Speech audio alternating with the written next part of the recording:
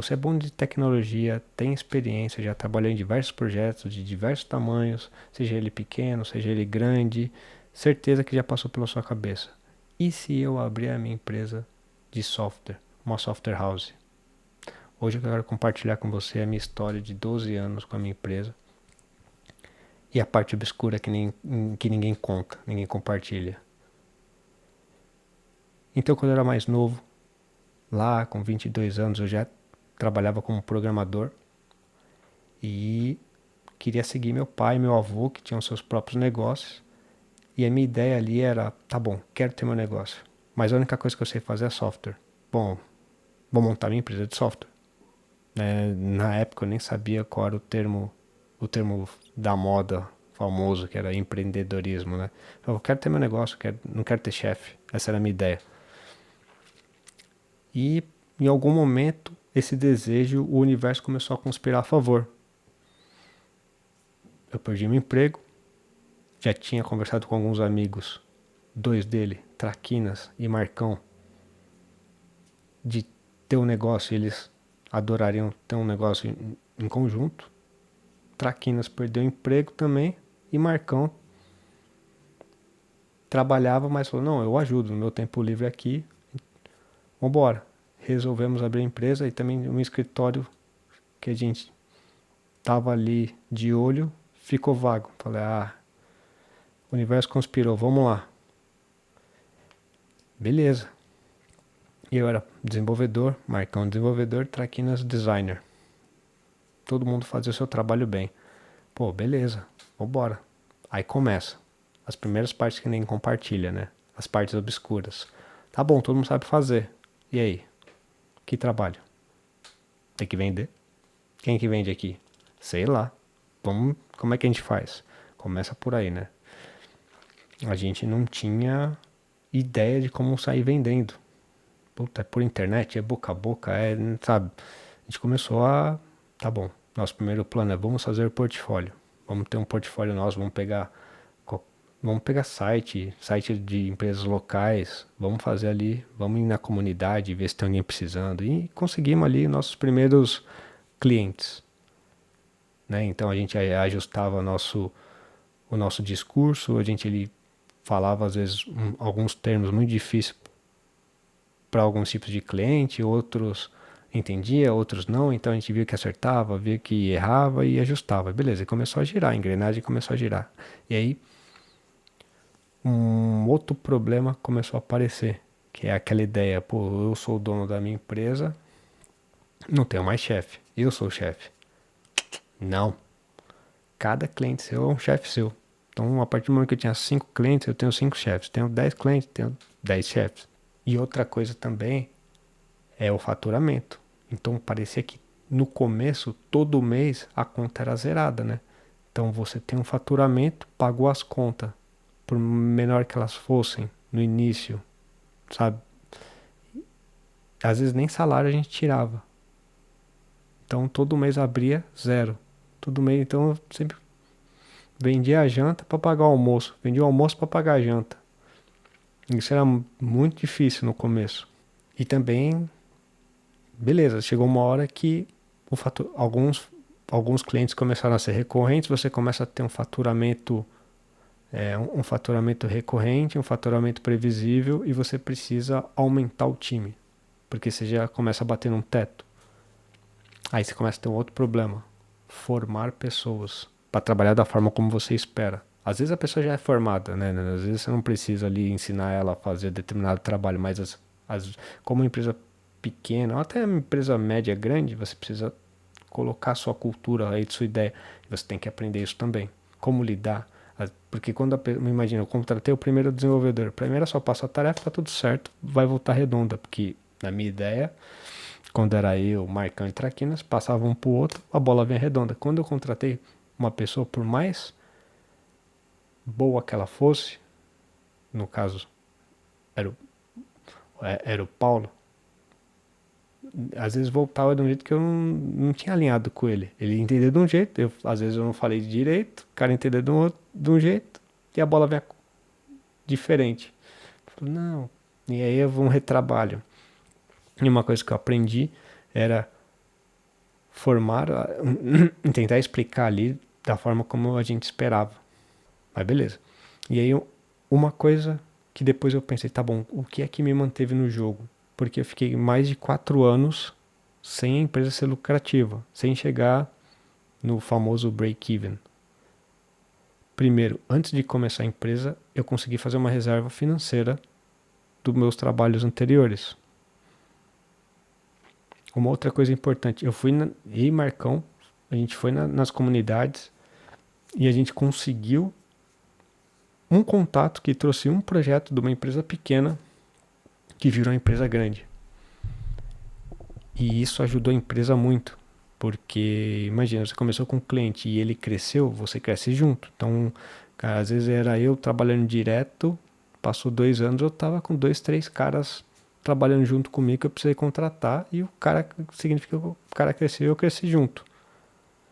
Outra coisa, parceiros comerciais. A gente desenvolveu relações com outros concorrentes. Mas na verdade, Edu, tô cheio.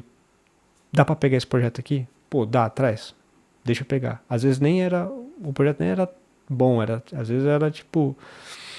Projeto ruim, cagado, não sei o que, mas você tem que pegar, você tem que ganhar confiança. Pô, às vezes de projeto ruim que eu peguei, uma hora eu tava com um projetão grande, faturando bem, porque eu aceitei esses projetos ruins. E depois esse mesmo cara foi vendido e passou um puta projeto pra gente. Imagina se tivesse recusado. Então, ter parceiros comerciais também foi importante. E tem um arrependimento nessa história. Uma vez eu fui para um evento de vendas, cheguei lá, expliquei meu negócio para a pessoa, acho que era o Jordão, acho que é Ricardo Jordão, e ele falou assim: cara, você tá atirando para tudo que é lado. Foco, cara. E às vezes, se eu fosse mais. Eu era muito novo na época, né? Quando eu abri a empresa. Se eu fosse mais experiente e eu conseguisse ali botar um nicho, nichar algumas coisas, sei lá, para advogado, para marcas e patentes, não sei. Umas ideias aqui. Se bobear, eu fosse mais lucrativo mais rápido. Demorei muito para ser lucrativo. 4 anos. Se fosse hoje, provavelmente eu teria quebrado. Mas beleza. No final deu certo. E depois desses 4 anos, a gente cresceu um monte. Contratamos, formamos. Aí, esse pouquinho que a gente sofreu, beleza. Conforme a sua empresa cresce, outros problemas crescem junto. Então, eu aprendi a lidar com pessoas, a contratamos pessoas, psicóloga para poder lidar ali na cultura da empresa. Vi que a cultura da empresa ali é muito importante. Então, se você comparar com o que na minha cabeça inicial era, pô, é só fazer tarefa, eu manjo aqui, eu sei, olha o tanto de coisa. As contas, então imagina, contas, parte financeira. Pô, a gente foi pegar um projetão. Pô, precisei contratar 20 caras. Pô, imagina, contratar 20 caras, dar salário. Tinha outra coisa, comprar computador para todos esses caras. E a verba para comprar esse computador? Vai no banco e pega emprestado. Com juros do jeito que é no Brasil. Tudo isso não tá no papel lá. Você quer ter uma empresa grande, mas olha tudo que você tem que prover. Energia. Na época, a gente não tinha tanto home office, era tudo local. Então é água, é luz. Putz, empresa de tecnologia sempre tem um negocinho ali pra você comer. A gente fazia mercado. Então esse foi o método que a gente fez. Então primeiro, quando começou, a gente teve uma reserva financeira pessoal para a gente poder se manter e a empresa sangrando e a gente aportando dinheiro tanto para se manter quanto para a empresa viver, senão ela quebrava. Precisamos construir conexões com parceiros e prospectar cliente. Eu acho que ali a gente no começo demorou muito para engrenar, então faltou um foco, a gente tentou atirar para tudo que é lado. No final deu certo, mas demorou muito mais. Eu acho que se a gente fosse mais experiente de vida e de negócio, Esses 4 anos a gente conseguia reduzir para 1,5. E a gente teve que aprender coisas não técnicas, né? Tem até aquele. Tem um livro que depois de anos eu li, que é O Mito do Empreendedor. Que se eu tivesse lido ele no meu primeiro ano, eu tinha também reduzido esse tempo de 4 para um tempo menor. No final, a empresa cresceu, muitos desenvolvedores, ela está ativa até hoje. Eu saí, eu fui fazer um outro sonho meu, eu sempre tive um sonho de ter minha empresa e trabalhar para fora. A minha empresa eu tive, vendi minha participação e fui trabalhar para fora. Então tô tendo essa experiência, mas a empresa está lá, tem projetos, esse projeto de bicicleta que você vê pela rua, pô, tem mão nossa lá, tem aplicativo bancário, cara, tem muito desenvolvedor que a gente formou no começo, às vezes é o primeiro emprego do cara, hoje o cara tá em Mercado Livre, tá em frete.com, tá trabalhando para fora. Teve um dos funcionários que falou: Edu, eu vou ver minha namorada que tá lá na Holanda, eu vou trabalhar de lá, só vai mudar meus horários. Eu falei: ih, rapaz, você não vai mais voltar, né? Você vai pedir demissão. Ele: não, Edu, que é isso? Passou 2 semanas, ele: Edu, recebi uma oferta aqui, vou precisar sair mesmo, bem que você falou, né? Aí, por sinal, vou ter que voltar pro Brasil pra. Vou ter que voltar pro Brasil pra tirar o visto. Será que eu posso ficar na sua casa? Porque ele era de outro estado. Falei: claro, pô, vem pra cá. Ficou lá, tirou o visto dele, tá na Holanda até hoje, pô.